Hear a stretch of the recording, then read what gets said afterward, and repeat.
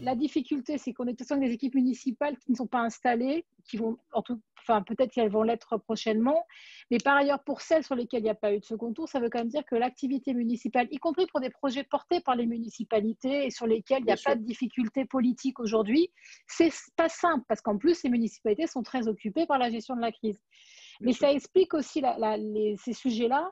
Et c'est vrai que vous savez que moi j'ai une position sur le permis de construire. Je pense depuis longtemps qu'il faut le changer de niveau, mais notamment le passer aux intercommunalités. Mais là, on a une autre question, c'est-à-dire est-ce qu'on ne va pas se retrouver en situation de blocage pendant un an, y compris avec des permis qui ont été déposés, qui ne vont pas être délivrés, avec beaucoup de contentieux? C'est une question que je me pose. Je n'ai pas la réponse. C'est en tout cas un sujet d'inquiétude.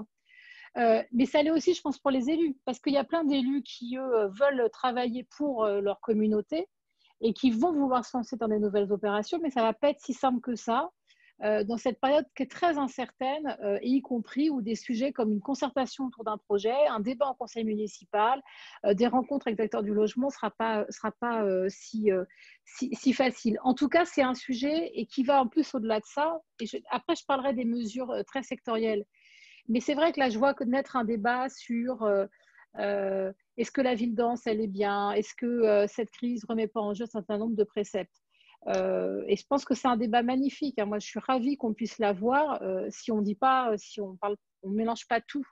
Parce que je vois là qu'on attaque, certains attaquent beaucoup la ville dense comme étant le secteur de la raison en fait de l'épidémie. Déjà, on se rend compte qu'en France, les clusters ne viennent pas des Tout à fait. métropoles, mais plutôt du périurbain ou de la ville Tout à moyenne. fait. Et qu'ensuite, est-ce que le sujet, c'est la ville dense ou est-ce que le sujet, c'est les mégalopoles? Et la question, c'est surtout qu'est-ce qui est acceptable? Parce qu'aujourd'hui, le rural, c'est aussi formidable. Il y a des choix de vie qui sont faits, mais ça implique aussi d'autres sujets en termes de transport, d'accès à l'école, de temps de transport qui ne sont pas du tout les mêmes.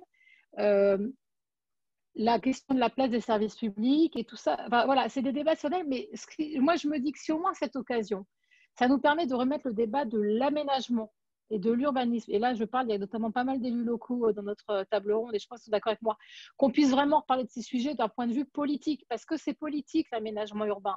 Quand on veut faire une ville pour tous, quand on veut faire une ville, quelle que soit sa taille pour tous, on l'aménage d'une certaine manière. Quand on veut faire des ghettos, comme je dis souvent, de riches ou des ghettos de pauvres, on les aménage autrement.